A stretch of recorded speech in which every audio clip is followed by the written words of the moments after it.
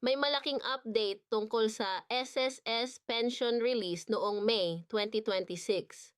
At ang tanong na gumugulo sa isip ng maraming pensyono, pareho bang mapapa ang dalawang batch? Marami ang umaasa na mas maaga nilang matatanggap ang kanilang pensyon. Pero hindi lahat ay pare-pareho ang magiging schedule at may mga detalye na maaaring magpabago sa petsa ng pagdating ng pera mo. Ang nakakagulat, may ilang impormasyon na hindi malinaw na ipinaliwanag at dito nakakaroon ng kalituhan na maaring magdulot ng delay sa matatanggap mo.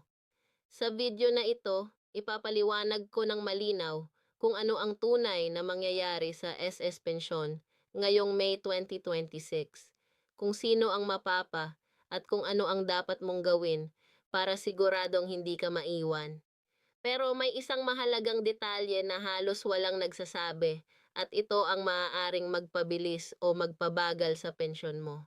Bago tayo magpatuloy, makinig ka muna. Kung ayaw mong madelay ang pensyon mo o mawala ng importanteng updates, hindi mo pwedeng palampasin ang mga ganitong impormasyon. Mag-subscribe ka na ngayon sa PH Updates by Amber. At i-on ang notification bell para ikaw ang unang makaalam sa lahat ng update sa SSS, schedule ng release at mahahalagang paalala. Huwag mong hintayin na ikaw pa ang mahuli habang ang iba ay nauuna na i-click mo na ang subscribe ngayon at siguraduhing lagi kang handa. Magandang araw sa inyong lahat at maligayang pagdating sa aming channel. Kung ikaw ay isang miyembro ng Social Security System o SSS, o kung ikaw ay isa sa mga milyon-milyong pensyado na umaasa sa kanilang buwanang pensyon para sa kanilang pang-araw-araw na pangangailangan, ang video na ito ay espesyal na ginawa para sa iyo. Ngayon ay pag-uusapan natin ang isang paksa na talagang inaabangan ng napakaraming tao sa buong bansa at iyon ay ang release ng SSS Pensyon para sa buwan ng Mayo 2026. Lalo na ang tanong na nasa isip ng lahat ng pensyado ngayon at iyon ay kung parehong batch ng mga pensyado ay mapapaaga ang kanilang pension release sa darating na buwan ng Mayo. Maraming nagtatanong, maraming naghahanap ng sagot, at nandito kami ngayon upang talakayin ang lahat ng alam natin tungkol sa paksang ito. Kaya naman hinihingi namin sa inyo na manatili sa video na ito hanggang sa katapusan dahil bawat impormasyon na aming ibabahagi ay maaaring mahalaga para sa inyong financial planning at pang-araw-araw na pamumuhay. Una sa lahat, mahalagang maintindihan natin kung paano gumagana ang sistema ng pagpapalabas ng SSS pension sa Pilipinas upang maunawaan natin ng mas maayos kung bakit may posibilidad na mapapa o mababago ang schedule ng release para sa buwan ng Mayo 2026. Ang SSS ay nagpapalabas ng pensyon sa pamamagitan ng dalawang pangunahing paraan at ito ay ang pamamagitan ng Electronic Fund Transfer o EFT na direktang napupunta sa bank account o e-wallet ng pinsado at ang pamamagitan ng over-the-counter na pagkuha sa mga accredited payment centers tulad ng mga bangko, remittance centers at iba pang ahensya ng pagbabayad. Ang eksaktong petsa ng pagpapalabas ng pensyon ay depende sa iba't ibang salik. Kabilang ang scheduled release date na itinakda ng SS, ang processing schedule ng mga bangko at payment partners, at ang mga espesyal na pagsasaalang-alang na ginagawa ng SSS sa mga okasyon ng holiday o iba pang espesyal na pangyayari. Ang SSS ay karaniwang nagsusunod sa isang itinaktang schedule ng pagpapalabas ng pensyon sa bawat buwan. Para sa mga pensyado na ang kanilang pensyon ay direktang dinadala sa kanilang bangko o e-wallet account, ang kredito ay karaniwang nangyayari sa loob ng unang araw ng buwan para sa karamihan ng mga tatanggap. Ngunit ang eksaktong araw ay maaaring mag-iba depende sa iba't ibang salik tulad ng mga pista opisyal, mga katapusan ng linggo at mga teknikal na kondisyon ng sistema ng pagpoproseso ng pagbabayad. Para sa mga pensyado na personal na kumukuha ng kanilang pensyon sa mga accredited payment centers, ang proseso ay maaaring tumagal ng kaunti pang oras dahil sa pisikal na proseso ng pagpoproseso at pagbibigay ng pera. Ngayon, bakit espesyal ang buwan ng Mayo 2026 pagdating sa SSS pension release? Ito ay dahil sa ilang mahahalagang konsiderasyon na dapat nating pag-usapan ng detalyado. Mayo ay isang buwan na puno ng mahahalagang okasyon at pista opisyal sa Pilipinas. Una, mayroon tayong araw ng paggawa o Labor Day na ipinagdiriwang tuwing ika-1 ng Mayo na isang regular na pista opisyal sa buong bansa. Ang pagkakaroon ng regular na pista opisyal sa ika-1 ng Mayo ay direktang nakakaapekto sa schedule ng pagpoproseso ng mga transaksiyong pinansyal kabilang ang pagpapalabas ng SSS pensyon. Ang mga bangko at payment centers ay sarado sa mga araw ng pista opisyal. Kaya ang mga transaksyon na dapat sana ay maproseso sa pista opisyal ay karaniwang inililipat sa susunod na araw ng trabaho. Bukod sa Labor Day, mayroong iba pang mga okasyon at potensyal na holiday sa buwan ng Mayo na maaaring makaapekto sa schedule ng pension release. Ang Ikaw at Sinang Mayo ay ang araw ng kapistahan ni Nuestra Señora de Arans. May ilang lugar sa Pilipinas na nagdiriwang ng lokal na pista sa paligid ng panahong ito. Gayon din ang buwan ng Mayo ay kilala bilang buwan ng Mahal na Birheng Maria para sa mga Katoliko at maraming okasyon ng pagdiriwang ang nagaganap sa buong buwan. Habang ang mga ganitong relihiyosong okasyon ay hindi lahat ay opisyal na pista opisyal sa pambansang antas. Ang ilang lokal na pamahalaan ay maaaring magdeklara ng lokal na holiday na maaaring makaapekto sa mga operasyon ng mga bangko at payment center sa kanilang lugar. Ang pangunahing tanong na dapat nating sagutin ay kung ang parehong batch ng mga pensyonado iyon ay ang mga pensyado na nasa unang batch ng release at ang mga nasa pangalawang batch ay kapwa makakaranas ng papaaga na pension release sa Mayo 2026. Upang masagot natin ito ng maayos, kailangan muna nating ipaliwanag kung paano nahahati ang mga pensyado sa iba't ibang batch ng release.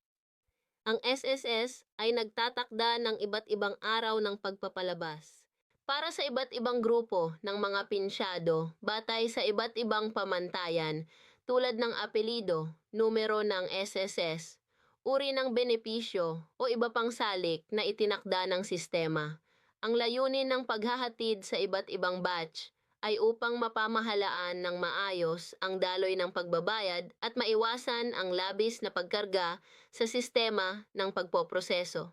Para sa buwan ng Mayo 2026, ang epekto ng Labor Day holiday sa ika-1 ng Mayo ay malinaw na magdudulot ng ilang pagbabago sa normal na schedule ng pension release. Ang pensado na ang normal na release date ay nahuhulog sa ika-1 ng Mayo ay halos tiyak na makakaranas ng adjustment sa kanilang release date. Ang SSS ay karaniwang nagpapalabas ng opisyal na abiso at announcement tungkol sa mga ganitong adjustment ng maaga upang hindi masurpresa ang mga pinsyado. Sa nakalipas na mga taon, ang SS ay may patakaran na mapaaga ang pagpapalabas ng pensyon kung ang regular na release date ay nahuhulog sa isang pista opisyal. Ibig sabihin, ang pensyon ay ilalabas ng mas maaga kaysa sa normal na schedule imbes na maantala ito. Ang tanong ngayon ay kung ang papaaga ay mangyayari lamang para sa mga pensyado na direktang apektado ng Labor Day holiday o kung palawakin ng SSS ang papaagaan sa parehong batch ng lahat ng pinsado para sa buwan ng Mayo. Batay sa kasaysayan ng mga nakaraang taon at sa mga patakaran ng SSS, ang tendency ng ahensya ay ang mapaaga ang release para sa mga batch na direktang apektado ng holiday habang pinapanatili ang normal na schedule para sa mga batch na hindi direktang apektado. Ngunit may mga pagkakataon rin na ang SS ay nagpapalabas ng mas maagang release para sa mas maraming pensyado bilang isang goodwill gesture, lalo na sa panahon ng espesyal na okasyon o kapag may espesyal na direktiba mula sa pamahalaan. Napakahalaga na ang mga pensyado at ang kanilang mga pamilya ay hindi magtiwala lamang sa impormal na impormasyon o mga balita na kumakalat sa social media tungkol sa eksaktong petsa ng pension release. Ang pinakaligtas at pinakatamang paraan upang malaman ang eksaktong schedule ng SS Pension Release para sa buwan ng Mayo 2026 ay ang direktang pagkuha ng impormasyon mula sa opisyal na mga channel ng SSS. Ang SSS ay may iba't ibang opisyal na channel ng komunikasyon na maaaring gamitin ng mga pensyonado upang makakuha ng pinaka-updated at pinakatamang impormasyon. Una, ang opisyal na website ng SS na matatagpuan sa www.ws.gov.ph ay regular na nag-a-update ng mga impormasyon tungkol sa mga programa, benepisyo at schedule ng pagbabayad. Pangalawa, ang MySS Portal at ang SSS mobile application ay nagbibigay ng personalized na impormasyon para sa bawat miyembro at pensyon, kabilang ang status ng kanilang pensyon at mga nakaraang transaksyon. Ikatlo, ang opisyal na social media accounts ng SS particular ang kanilang Facebook page at Twitter account ay regular na nagpo-post ng mga opisyal na announcement at abiso. Ikaapat, ang SSS hotline na 1455 ay available para sa mga tanong at katanungan ng mga miyembro at pensyado. At ikalima, ang pinakamalapit na SSS branch sa inyong lugar ay maaring bisitahin para sa personal na konsultasyon at pagkuha ng impormasyon. Lubos naming inirerekomenda na gamitin ang alinman sa mga opisyal na channel na ito upang ma-verify ang impormasyon tungkol sa Mayo 2026 pension release schedule, imbes na umasa sa mga opisyal na pinagkukunan ng impormasyon. Habang inaabangan natin ang opisyal na announcement ng SSS tungkol sa exact na schedule ng pension release para sa Mayo 2026, pag-usapan naman natin ang ilang praktikal na payo para sa mga pinsyado upang matulungan silang mapamahalaan ng maayos ang kanilang finances sa paligid ng pension release. Una, lubos naming inirerekomenda sa lahat ng pensyado na magbukas ng bangko o e-wallet account kung wala pa sila nito at ilipat ang kanilang SSS pension sa electronic na paraan ng pagkatanggap. Ang pagkatanggap ng pensyon sa pamamagitan ng direct deposit sa bangko o e-wallet ay nag-aalis ng pangangailangan na personal na pumunta sa isang payment center, nakakatipid ng oras at lakas at nagsisiguro na ang inyong pensyon ay ligtas na nakaipon sa isang secure na account. Lalo na para sa mga matatandang pinsado na may limitadong kakayahang maglakbay. Ang electronic na pagkatanggap ng pensyon ay isang malaking kaginhawahan at proteksyon laban sa mga potensyal na panganib tulad ng pagnanakaw o pagkawala ng pera. Pangalawa, ang mga pinsyado ay dapat na panatilihin ang kanilang contact information sa SS na updated at tama. Ang SS ay nagpapadala ng mga abiso at announcement sa pamamagitan ng SMS at email sa mga rehistradong miyembro at pensyado. Kaya mahalaga na ang inyong numero ng telepono at email address na nakarehistro sa SSS ay aktibo at regular ninyong ginagamit. Kung nagbago ang inyong numero ng telepono o email address, bisitahin ang pinakamalapit na SSS branch o gamitin ang MySS portal upang i-update ang inyong contact information. Ikatlo, mahalaga rin na ang mga pensyon ay regular na sinisigurado ang kanilang pension status sa pamamagitan ng MYS portal o sa pamamagitan ng pagbisita sa SSS branch. Minsan may mga technical na issue o administrative na problema na maaaring makaantala o makaapekto sa pagpapalabas ng pensyon ng isang pensyado at ang maagang pagtuklas ng mga ganitong problema ay nagpapahintulot sa maagang resolusyon. Kung may nakitang anumang irregularidad o problema sa inyong pension status, agad na makipag-ugnayan sa SSS upang malutas ito bago pa maging mas malaki ang problema. Ikaapat, para sa mga pinsyado na nag-uukol ng espesyal na kahalagahan sa timing ng kanilang pension release dahil sa mga pinansyal na obligasyon o pangangailangan, lubos naming inirerekomenda na bumuo ng isang simpleng financial plan na nagbibigay daan sa isang maliit na emergency fund na maaaring gamitin sa mga panahon na may delay o pagbabago sa pension release schedule.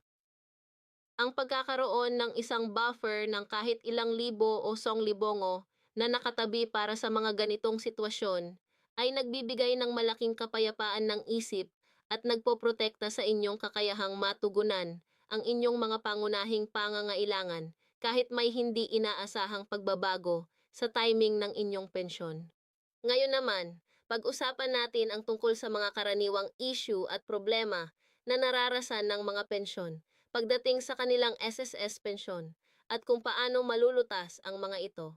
Isa sa pinakakaraniwang reklamo ng mga pensyado ay ang pagkaantala ng pensyon kung saan ang inaasahang release date ay lumipas na ngunit hindi pa natatanggap ang pensyon.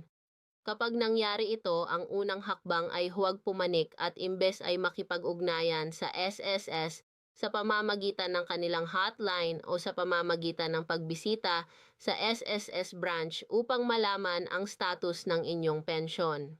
Karamihan sa mga kaso ng delayed pension ay may technical o administrative na dahilan na maaaring malutas ng mabilis kapag naabisuhan ng SSS. Isa pang karaniwang problema ay ang maling halaga ng pensyon na natanggap kung saan ang natanggap na halaga ay mas mababa kaysa sa inaasahan. At saka ay maaaring dahil sa iba't ibang salik tulad ng mga pagbabago sa formula ng pagkalkulan ng pensyon, mga deduction para sa mga utang o advance na natanggap o simpleng administrative na pagkakamali. Kung naniniwala kayong mali ang halaga ng inyong pensyon, huwag mag-atubiling makipag-ugnayan sa SSS at humingi ng detalyadong breakdown ng kung paano kinalkula ang inyong pensyon.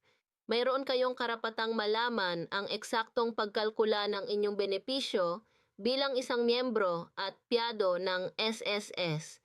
Para sa mga pensyado na ang kanilang pensyon ay dinadala sa kanilang bangko account, ngunit hindi nila makita sa kanilang account balance, ang rekomendasyon ay makipag-ugnayan muna sa kanilang bangko upang i-check kung may pending na transaksyon o kung may technical na issue sa pagpoproseso. Kung kinumpirma ng bangko na walang natanggap na credit mula sa SSS, ang susunod na hakbang ay makipag-ugnayan sa SSS upang i-verify kung ang payment ay napalabas na mula sa kanilang sistema. Sa karamihan ng mga kaso, ang ganitong issue ay nalulutas sa loob ng ilang araw ng trabaho pagkatapos ng maagang ulat sa SSS at sa bangko. Mahalaga ring pag-usapan ang tungkol sa mga pensyado na ang kanilang pensyon ay nawawala dahil sa mga teknikal na problema sa kanilang e-wallet accounts tulad ng GCH, Maya, o iba pang digital wallet platforms. Sa paglago ng paggamit ng mga digital wallet bilang paraan ng pagkatanggap ng SSS pension, lumago rin ang mga ulat ng mga kaso kung saan ang pensyon ay hindi natatanggap dahil sa mga problema sa e-wallet account. Ang mga karaniwang dahilan ay kinabibilangan ng expired o hindi verified na e-wallet account, maling numero ng telepono na nakakalink sa e-wallet account or technical na problema sa e-wallet platform mismo. Upang maiwasan ang ganitong mga problema, TA King, ang inyong e-wallet account ay fully verified, aktibo at ang numero ng telepono na nakalink dito ay ang parehong numero na nakatala sa inyong SSS records. Bilang karagdagang impormasyon para sa ating mga manonood, nais naming banggitin ang tungkol sa mga benepisyo at programa ng SS na available para sa mga pensyado bukod sa kanilang regular na buwanang pensyon. Una, ang SS ay nagbibigay ng 13th month pension na karaniwang inilalabas sa buwan ng Disyembre bilang isang karagdagang benepisyo para sa lahat ng pensyado. Ang 13th month pension ay katumbas ng isang buwan ng pensyon at ito ay isang malaking tulong para sa mga pensyado sa panahon ng Pasko at bagong taon na karaniwan ay mas maraming gastos. Pangalawa, may mga espesyal na loan programs ang SSS para sa mga miyembro na kabilang ang mga aktibong nagtatrabaho. Ngunit ang mga pensyado ay may karapatan sa iba't ibang uri ng suporta mula sa SSS na maaaring hindi lahat ay alam. Ikatlo, ang mga pensyado ay may karapatan sa death benefits na ibibigay sa kanilang mga beneficiaries kapag sila ay namatay. Mahalaga na ang bawat pensyado ay nakatala ang kanilang mga benepisyaries ng tama sa SSS records upang matiyak na ang mga benepisyo ay mapupunta sa tamang tao kapag dumating ang oras. Kung hindi pa kayo nakapag-update ng inyong mga beneficiary sa SSS, lubos naming inirerekomenda na gawin ito sa lalong madaling panahon sa pamamagitan ng pagbisita sa pinakamalapit na SSS branch. Para naman sa mga miyembro ng SS na hindi pa pinsyado, ngunit nagnanais na maunawaan ang proseso ng pagiging isang pinsyado sa hinaharap, mahalagang malaman ang mga kinakailangan para sa pagkuha ng SSS retirement benefits. Ang pangunahing kinakailangan ay ang pagkakaroon ng hindi bababa sa 120 at 20 buwan ng kontribusyon sa SSS at ang pagiging 60 o paris sa 5 taong gulang, depende sa uri ng retirement benefit na inyong ina-apply.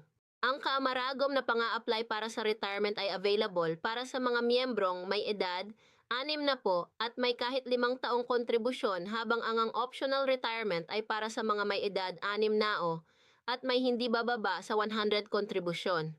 Mas marami kayong naiambag sa SSS, mas malaki ang inyong buwan ng pensyon na matatanggap ninyo sa hinaharap. Kaya lubos naming hinihikayat ang lahat ng aktibong miyembro ng SSS na mamuhunan sa kanilang kinabukasan sa pamamagitan ng regular at sapat na kontribusyon. Sa mga nagtatanong kung posible bang i-increase ang kanilang SSS pensyon pagkatapos na silang maging pensyado, mayroon ding paraan upang makamit ito. Ang SSS ay nagpapatupad ng periodic na pension adjustment bilang tugon sa inflation at sa mga pagbabago sa halaga ng pamumuhay. Ang mga ganitong adjustment ay karaniwang inihahayag ng gobyerno at ng SS bilang bahagi ng mas malawak na mga pulisya na nagnanais na protektahan ang purchasing power ng mga pinsyado laban sa patuloy na pagtaas ng presyo ng mga pangunahing bilihin.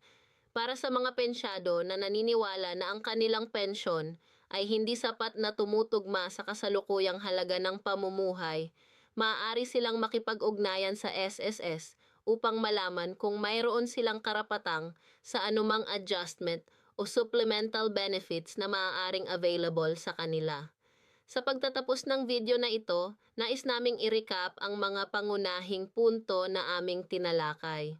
Ang SS Pension Release para sa buwan ng Mayo 2026 ay maaaring maapektuhan ng Labor Day holiday sa ika-1 ng Mayo at ang SSS ay karaniwang nagpapalabas ng official announcement tungkol sa eksaktong schedule ng pension release ng ilang araw o linggo bago ang katapusan ng nakaraang buwan o sa simula ng buwan ng Mayo mismo. Para sa tanong na kung parehong batch ang mapapaaga, ang sagot ay depende sa opisyal na desisyon ng SSS na dapat nating abangan sa kanilang mga opisyal na channel. Ang pinakamahalagang bagay na maaari ninyong gawin ngayon ay tiyaking naka-update ang inyong contact information sa SSS. I-follow ang opisyal na social media accounts ng SSS at regular na i-check ang SSS portal o SSS app para sa pinakabagong impormasyon tungkol sa inyong pensyon at sa schedule ng release para sa Mayo 2026. Huwag hayaang mapunta sa inyo ang maling impormasyon mula sa mga hindi opisyal na pinagkukunan. Ang inyong pensyon ay inyong pinaghirapang benepisyo at mayroon kayong karapatang malaman ang tama at tumpak na impormasyon tungkol dito mula sa mga opisyal na channel ng SS. Kung mayroon kayong anumang katanungan o alalahanin tungkol sa inyong SSS pension, huwag mag-atubiling makipag-ugnayan sa SSS sa pamamagitan ng kanilang hotline sa 1455. Sa pamamagitan ng pagbisita sa pinakamalapit na SSS branch o sa pamamagitan ng pag-message sa kanilang opisyal na social media accounts. Ang SSS ay nandoon upang maglingkod sa inyo at ang bawat tanong at alalahanin na inyong itataas ay mahalaga at karapat-dapat ng tamang sagot atensyon. Maraming salamat sa inyong panonood ng video na ito hanggang sa katapusan. Kung natutunan ninyo ang isang bagay o kung ang video na ito ay makatulong sa inyo or sa inyong pamilya, hinihingi naming mangyari kayong mag-like, mag-comment at mag-share ng video na ito upang mas maraming tao ang makinabang mula sa impormasyong ito. Ang inyong suporta sa PH Updates by Amber ay nagbibigay sa amin ng inspirasyon na patuloy na gumawa ng mga kapaki-pakinabang na content para sa ating mga kababayan. I-subscribe na rin sa aming channel at i-click ang notification bell upang hindi kayo makapalampas ng anumang bagong video na aming ilalabas. Hanggang sa muli nating pagkikita, ingat kayo lagi. Manatiling malusog at patuloy na alagaan ang isa't isa sa ating mga pamilya at komunidad. Mabuhay tayong lahat. Yeah.